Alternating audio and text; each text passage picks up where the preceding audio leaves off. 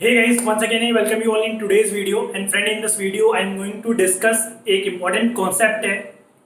कुछ तरीके के क्वेश्चंस होते हैं वो एग्जाम में हर एक साल डिफरेंट डिफरेंट तरीके से पूछे जाते हैं, डिफरेंट डिफरेंट वैल्यूज रख के पूछे जाते हैं जेई मेंस में। ओके, तो like I am going to talk about one of those concept जो कि है कंकरेंसी ऑफ थ्री लाइंस। कि अगर इस टाइप का क्वेश्चन आए कि if three lines are concurrent then find the value of some constant जो कि लाइन की हमें कोफिशिएंट्स जो दिए होंगे एक्स वाई के उसके इक्वल होगा।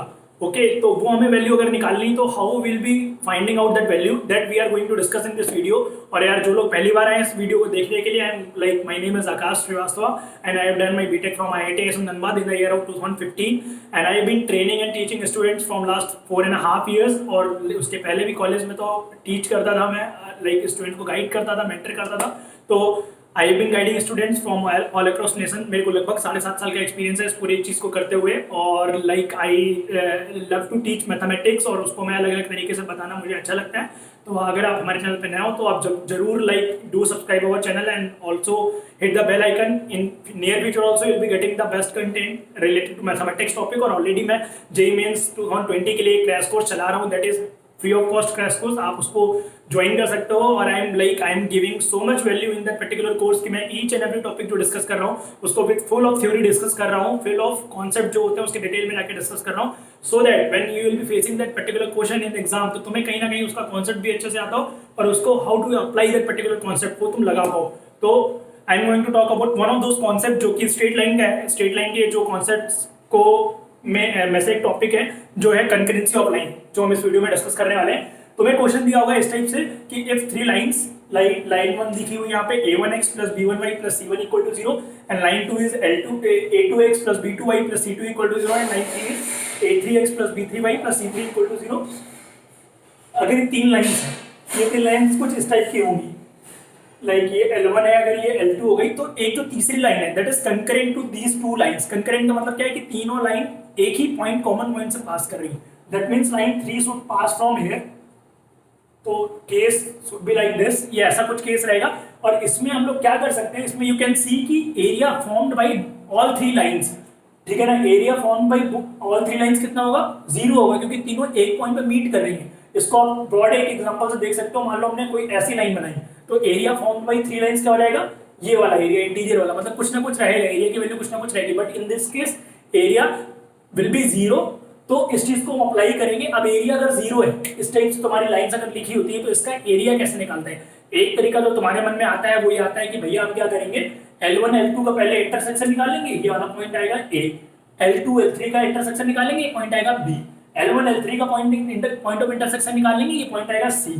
ठीक है ना। अब हमें A B C तीनों पॉइंट मिल गए। अब हम वो लगा लेंगे 23 31 12 वाला मेथड जो हाफ करके पूरा फॉर्मूला होता है। तो आप कर सकते हो या आप डिटरमिनेट करके कर सकते हो, हाफ में x1 y1 1 x2 y2 1 x3 y3 1, ठीक है ना। बट उससे बेहतर एक तरीका है, तुम्हें कोई भी सॉल्व करने की जरूरत नहीं है, इस इक्वेशन को सॉल्व करने की जरूरत नहीं। Only you have to like learn कि इनके कोफिशिएंट्स क्या है, a1 b1 c1 a2 b2 c2 a3 b3 c3। और ये तुम directly you can see this thing from this question only, कि इसमें तुम्हें कुछ कैलकुलेट करने की जरूरत नहीं, directly straight away you can see from question only that what is the value of a1 b1 and c1 a2 b2 c2 and likewise a3 b3 and c3। तो what we'll be doing after that, area formed by three lines, इसका direct एक formula होता है। इस फॉर्मूले को भी मैं डिराइव नहीं रहा यहाँ पे, ठीक है ना, बट मैं तुम्हें बता रहा हूँ ताकि तुम जेईई मेंस में डायरेक्टली अप्लाई करो। तो ये फॉर्मूला क्या होता है, हाफ में a1 b1 c1 a2 b2 c2 a3 b3 c3, just like you have written x1 y1 1 x3 y3 1। तो वहां पे 1 की जगह वो c1 है, यहाँ पे a1 b1 c1 और divide by c1 c2 c3 का जो पूरा मैट्रिक्स होगा उसको मैंने लिखा नहीं डिटेल में, और उसका determinant c1 c2 c3 what it is the cofactor matrices of, इसका जो कोफैक्टर मैट्रिसेस होंगे ना वो लिखे हैं c1 c2 c3 कि इस वाले का कोफैक्टर मैट्रिक्स क्या होता है, b2 c2 b3 c3, तो b2 c3 और b3 c2। तो इस तरीके से पूरे एलिमेंट होते हैं, ठीक है ना, उसका डिटरमिनेंट है। तो तुम्हें यार इतना मगजमारी करने का जरूरत नहीं है कि डिनोमिनेटर में क्या है क्या नहीं है। अगर line are concurrent ना तो area will be equal to 0। if area will be equal to 0 तो then whole numerator will become equal to 0। तो straight away we can write इसके जो coefficients हैं this will be equal to 0 if the lines are concurrent। तो यार simply तुम you can see from here like one example I have written, इसको तुम अपनी कॉपी पे भी लिख सकते हो। you can see that particular example, थोड़ा इधर कर देता हूँ तो समझ में आ जाएगा। like if the lines y minus x equal to 5, line 1 जो है y minus x equal to 5 and line 2 जो है 3x plus 4y equal to 1 and line 3 is y equal to mx plus 3 are concurrent, then the value of m we have to find out. Okay, तो first हम इसको standard form में लिख लेते हैं. Standard form क्या होगा? x minus y plus 5 equal to 0. Line 1 हो गई है, करेक्ट है. एंड देन लाइन 2 क्या हो गई? 3x plus 4y minus 1 equal to 0. And line 3 mx minus y plus 3 equal to 0. Okay, but like it is very simple to write this.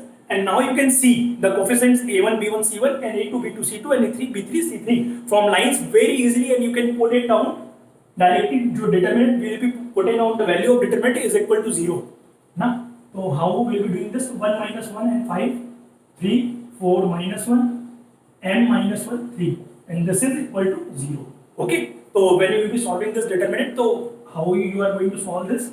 1 in bracket 12 minus 1 into minus 1, it is plus 1. 12 minus 1 and then minus 1, so it will be plus 1. यहाँ minus लिखते हैं, यहाँ plus, यहाँ minus, यहाँ plus, तो it will be minus 1, तो plus 1 हो जाएगा, plus 1 and then 3 into 3 9 plus m.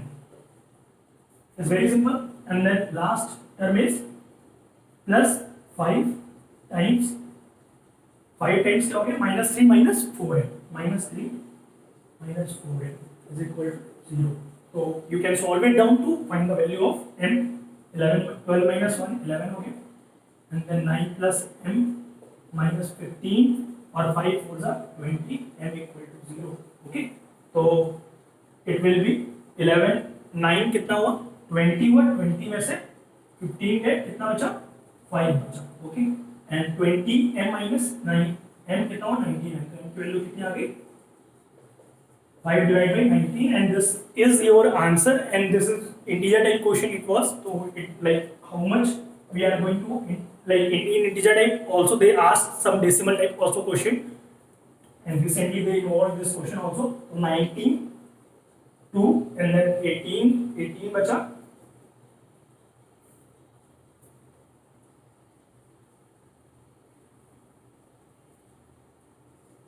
So approximately it will be 0.26.